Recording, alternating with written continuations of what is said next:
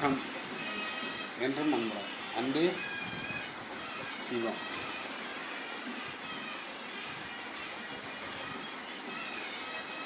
உடம்பு, இந்த உடம்பை நல்லா வச்சுக்கிட்டா மனசை நல்லா வச்சுக்கணும். மனசை நல்லா வச்சுக்கிட்டா உயிரை நல்லா வச்சுக்கணும். வந்தது அதுக்கு மட்டும்தான்.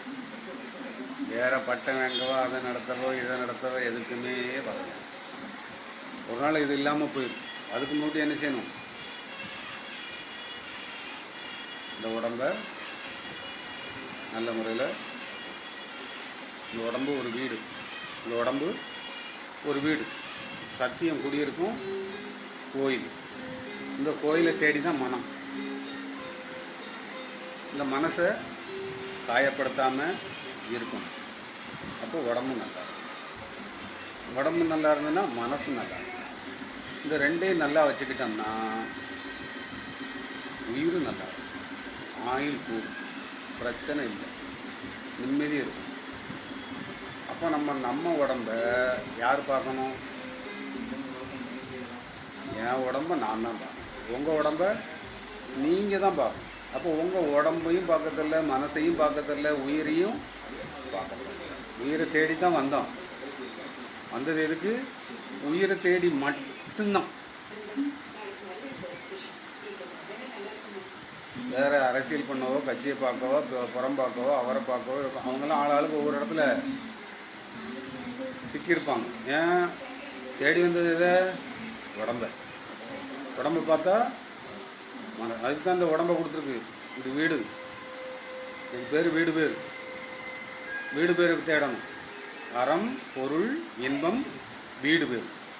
இந்த மூணோடு நின்று மதங்கள், ஜாதி எல்லாமே எங்கே நிற்கும்? அறம், பொருள், இன்பத்தோடு நின்றுது. வீடு பேர் பார்க்கணும். வீடு பேருன்னு நம்ம இங்கே வீடு கட்டிட்டு கும்மி அடிக்கிறது இல்லை. அது இறைவன் தரவே இல்லை. அப்போ இந்த வீட்டை தான் தந்தான். இந்த வீட்டை பாதுகாக்கிறது தான் இந்த வீடு. ஆனால் அந்த வீட்டையும் பாதுகாக்க மாட்டேங்க, இந்த வீட்டையும் பாதுகாக்க மாட்டேங்க. இப்போ இந்த வீட்டை பாதுகாத்துட்டா எல்லா வீட்டையும் பாதுகாத்துக்கலாம். அப்போ இந்த வீட்டை நம்ம பாதுகாக்கணும்ல. இந்த வீட்டை பாதுகாத்தா எல்லா வீடும் நம்ம வீடு தான், எல்லோரும் நல்லா இருக்கட்டும், அவ்வளோதானே. வேலை முடிஞ்சு களவாணியும் வேண்டாம், போலீஸும் வேண்டாம், குற்றவாளியும் இல்லை, தண்டனையும் இல்லை, அவ்வளோதானே.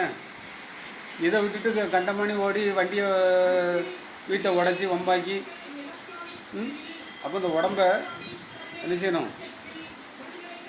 ஆரோக்கியமாக வச்சுருக்கணும். அதுக்கு என்ன செய்யணும்? மனசு தான் சரிப்படுத்தணும். அது எங்கே போனால் சரியாகும்? மனசு சரிபடுத்த தெரிஞ்சவன்ட்ட போனால் தான் சரி. அங்கே போனால் என்ன செய்யணும்? சும்மா சுகமாக. ஏன்னா நிறைய பேசிட்டியே, உங்களுக்கு எல்லாமே தெரியும். அதனால் என்ன செய்யாது? எல்லாம் தெரியும் அப்படின்னாலே முடிஞ்சிடுச்சு. எல்லாம் தெரியும் அப்படின்னா தெரிஞ்சவன் மட்டும்தான் சொல்லணும். உடம்பு தெரிஞ்சவன், மனசு தெரிஞ்சவன், உயிரை தெரிஞ்சவன். இந்த மூணுக்குள்ளேயும் விளையாடணும். உடம்புட்டையும் நீங்கள் விளையாட மாட்டீங்க. மனசு அந்த ஒரு வயசில் விளையாடுதியே, அதோட அதை காணாமல் போயிடும். ஏன் காணாமல் போச்சு? அப்போ அதை தாண்டி பார்த்தா இந்த உடம்பு தெரிஞ்சவன்ட்ட போய் மனசை சரிப்படுத்தி இது பண்ணியாச்சுன்னா கணக்கு கரெக்டாக. அப்போ வீட்டை காப்பாற்றாச்சு. வீட்டை காப்பாற்றுறதுக்கு தான் வந்தோம். ஜாதியை காப்பாற்ற வரல, மதத்தை காப்பாற்ற வரல, இன்னொரு மனிதனை ஏற்றத்தாழ்வை பார்க்கறதுக்கு நான் வரவே இல்லை. அப்படி பார்த்தாச்சுன்னா உங்களுக்கு அன்பு இல்லை. அதனால அந்த உடம்பை நீங்களாக கொடுத்த உடம்பை என்ன செய்தியா உடைச்சிட்டு அடுத்த உடம்பை எடுக்கணும். மறுபிறவி. இந்த உடம்பை காப்பாற்றிட்டுன்னு அடுத்து வேறு உடம்பு எடுக்க வேண்டாம். பிறகு மறுபடியும் உடம்பு எடுத்துகிட்டு வேற ஒரு உடம்பு, கருப்போ சோப்போ வெள்ளையோ ஆம்பளையோ பொம்பளையோ, இப்படி வேறு உடம்பு எடுக்கணும். அதுலேயும் குடும்பம் அதிகமாகிட்டுனா வேற இருக்குது, அதெல்லாம் இப்போ சொல்ல வேண்டாம். அப்போ ஒரு மனிதன் நல்லா இருக்கட்டும்னு நீங்கள் நினச்சின்னா கர்மா குருமா எல்லாம் என்ன ஆயிரும்? சரியாக போயிடும். எந்த பாகுபடும். நான் சுவாசிக்க காத்து தான் எல்லோரும் சுவாசிக்கும். நான் நிற்க பூமியில் தான். வந்ததுக்கு வானத்தை பார்க்கறதுக்கு டைமே இல்லை. உடம்புட்ட மனசுட்ட டைமே இல்லை. இந்த ரெண்டு டைம் இல்லைன்னா உயிரை பார்க்கவே முடியாது. உடம்பை வம்பாக்கிடுவீங்க, மனசை வம்பாக்கிடுவீங்க. குழந்தைகளுக்கெல்லாம் என்ன கொடுக்கன்னு பாருங்கள். வேற யார் இந்த நீ தான் தலைவர். உன் வீட்டை காப்பாற்றணும், உன் வீட்டை காப்பாற்றுறதுக்கு தான் நீ வந்திருக்க. அடுத்தவங்க வீட்டை காப்பாற்றுறதுக்கு வரல. உன்னை காப்பாற்ற தெரிஞ்சிட்டுனா நீ அடுத்த வீட்டை காப்பாற்ற. இப்போ நான் என் வீட்டை காப்பாற்றிட்டேன், உங்கள் வீட்டையும் காப்பாற்றலாமான்னு பார்த்தேன். அவர் அதை சொன்னார், இவர் இதை சொன்னார், அவர் பாட்டு பிடிச்சார், அவர் குருன்னு அங்கே இதாக இருக்கும், இங்கே இதாக இருக்கும்.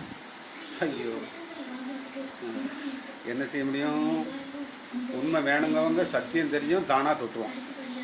சத்தியம் தேடணும். நான் இதுக்கு வந்தேன், மனிதனை ஏன் படைத்தேன், அங்கே அரசியல் தானே, கட்சியும் தானே, அது தானே. கடைசி பார்த்தா யார் ஆளணும் யார் ஆளக்கூடாதுன்னு எதுவுமே ஒரு இது இல்லையே. எல்லா பக்கம் தப்பும் குறைகளுமா போய்கிட்டே இருக்கேன். என்ன காரணம்? நான் சரியாக இருந்தால் இந்த உலகம் சரியாக இருக்கு. நான் சரியாக இல்லைன்னா அந்த உலகம் சரியாக இருக்கு. இப்போ நான் சரியாக இருக்கேன், இந்த உலகம் சரியாக இருக்கு. உங்களுக்கு உலகம் சரியாக இருக்கு. அப்போ உடம்பை பாருங்கள், மனசை பாருங்கள். இது ரெண்டும் சரியாக இருந்தால் தான் என்ன செய்யலாம்? நோயற்ற வாழ்வை ஈஸியாக உருவாக்கிடலாம். கஷ்டமாக இல்லை. அது உடம்பு ஆரோக்கியமாக இருக்கும்போதே வந்துடணும். ஆரோக்கியம் போயிட்டுனா அதுக்கு பிறகு தேவையில்லை. போயிட்டு வாங்கன்னு அம்சாமல் உட்காந்துருப்பான். ஏன்னா அவனுக்கு மரணத்தை பற்றி பெருசு கிடையாது. டெய்லி பிறகு டெய்லி இறக்கு. வேணுமா? மற்ற ஜீவராசி இறந்து தான் ஆகணும். மனிதன் இறக்கக்கூடாது. 6 கடக்கணும், 7க்கு போகணும், 7லேருந்து 8க்கு போயிடணும். அவ்வளோதான், ஸ்டார்ட் தானே. 6க்கு அடுத்து 7, 8 ஈஸியாக தானே இருக்குது. ஈஸி தான். ஒழுக்கம் இருந்தால் ஈஸி. எதுவுமே எனக்கு வேண்டாம், எனக்கு எதுவுமே வேண்டாம். ஒழுக்கம் மட்டும் இருந்தால், ஒழுக்கம் மட்டும் இருந்தால் சரிதானா? நல்லா இருங்க, மகிழ்ச்சியாக இருங்க, கொண்டாட்டமாக இருங்க, சந்தோஷமாக இருங்க. இந்த பூமி மலரட்டும். பூமி மலர்ந்து தான் இருக்குது. உங்களுக்கு மலரலை, உங்களுக்கு மலர வச்சிடலாமான்னு பார்க்கலாம். அதுக்கு உங்கள் கையில் தான் இருக்குது. கடவுள் இல்லைன்னு சொல்லுவான், நான் மறுபடியும் அங்கிட்டு போவேன். அப்போ கடவுள் இல்லாமல் இங்கே அணு அவனின்றி அணு கூட அசையாதுன்ட்டான். நான் எதையுமே அசைக்கலை, அவன் தான் அசைச்சிக்கிட்டு இருக்கான். அதுக்கு தான் நம்ம வந்தோம். அதை அவன் தான் அசைக்காமல் தெரியறதுக்கு தான் வந்தான்.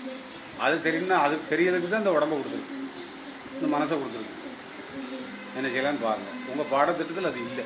அதனால தான் எல்லோரும் ஆஸ்பத்திரிக்கு ஓட வேண்டிய சூழ்நிலை. அது ஒன்று அடுத்து எங்கே போகணும்? மறந்து போகணும். மறந்து போகாமல் இருக்கிறதுக்கு வாய்ப்புகள்